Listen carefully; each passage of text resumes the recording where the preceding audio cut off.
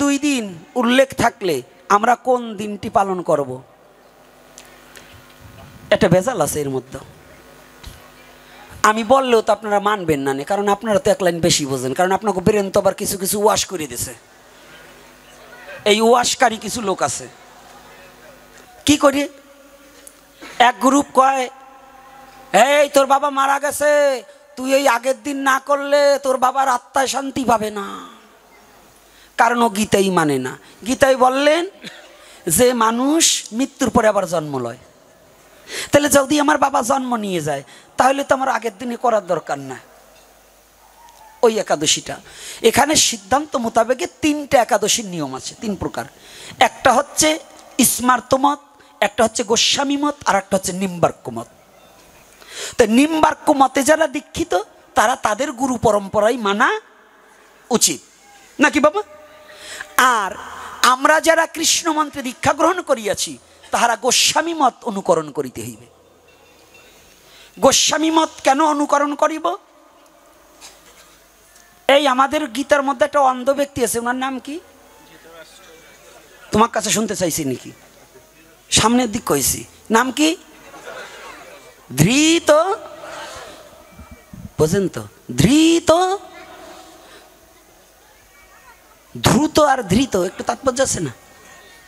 হ্যাঁ, অতীব চালাক ব্যক্তি, তারপরে সে অন্ধ। তার নাম ছিল ধৃতরাষ্ট্র।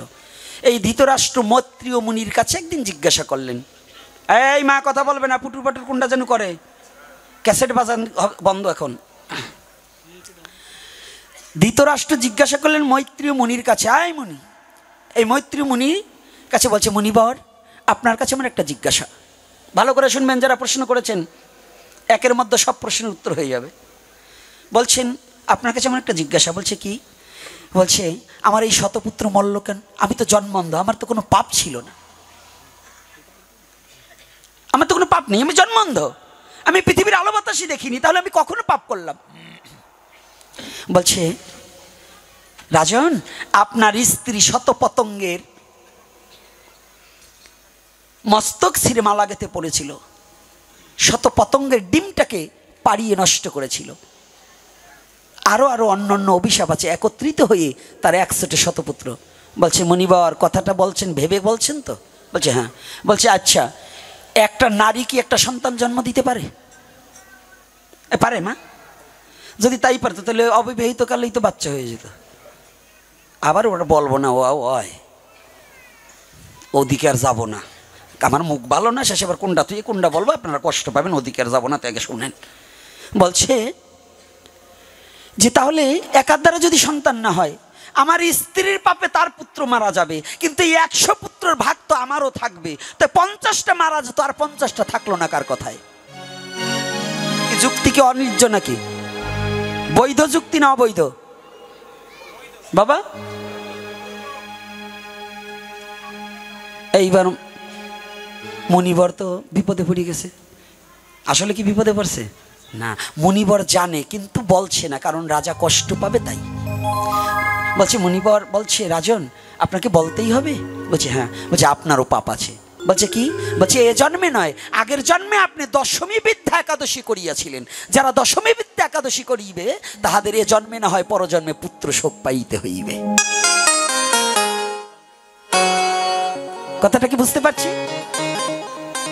দশমী বিদ্যা একাদশী করলে এ জন্মে না হলেও পরজন্মে কি কি কথাটা বুঝতে পারছি কিনা? এজন্য আমাদের হরিভক্তি বিলাস সিদ্ধান্ত মোতাবেকে গোপাল ভট্ট গোস্বামী এবং সনাতন গোস্বামী সিদ্ধান্ত যুক্ত করলেন যে দশমী বিদ্যা একাদশী পরিত্যাজ্য করে দ্বাদশী সংযুক্ত একাদশী ব্রত করিতে হইবে। এজন্য অনেকে, যেমন গত একাদশীটা বুধবারে ছিল, একাদশী ঠিকই শুদ্ধ একাদশী ছিল, ওটা একাদশী ছিল, কিন্তু বৃহস্পতিবারেও করতে হয়েছে। কেন? শাস্ত্রে লিখেছে যদি শুদ্ধ একাদশী থাকার পরেও পরের দিন যদি মহাদ্বাদশী উদয় হয় তাহলে একাদশী পরিত্যাগ করিয়ে মহাদ্বাদশী ব্রত করিবে। কি শাস্ত্রে এটা নিহিত করলেন। এখন আমরা এটা বললেও প্রকৃত ব্রাহ্মণ যারা তাদের আমি প্রণাম করি, কারণ ব্রাহ্মণকে অসম্মান করার আমার বাবারও ক্ষমতা নেই। কিন্তু আমার কথাবার্তার মধ্য দিয়া অনেক ব্রাহ্মণরা ভাবে যে আমাকে ওই বুঝি বকে, কিন্তু না বাবা, যে ব্রাহ্মণ তারে আমি দণ্ডবোধ করি, তাকে কখনোই আমি ক্ষুণ্ণ করতে চাই না। কিন্তু যারা ব্যবসায় বাওন হইছে ওইগুলোকে ছাড়া যাবে না। বাওন আর ব্রাহ্মণ কিন্তু আলাদা।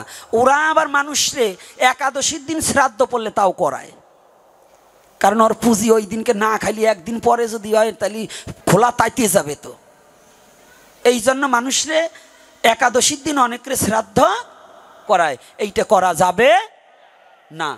এটা কিন্তু ভালো করে বুঝবেন। আর আমি আজকে অন্যদিকে আর যাবো না। প্রশ্ন একটা করছেন, একটাই, অন্য অন্য জায়গায় ওই 10টা 20টা প্রশ্নের উপরই শুধু আলোচনা করে চলে আসি। আজকে তবু আপনাদের এখানে ভক্ত ভালো আলোচনা করলো, আলোচনা শ্রবণও করলো, কিন্তু অন্য অন্য জায়গায় দেখা যায় খালি শুধু প্রশ্ন জানতে চায়, শুধু জানতে চায়। দেখবেন আমার এপিসোডগুলো 50টা, সারা বাংলাদেশের মধ্যে এই দুরাচারকেই শুধু প্রশ্ন করে।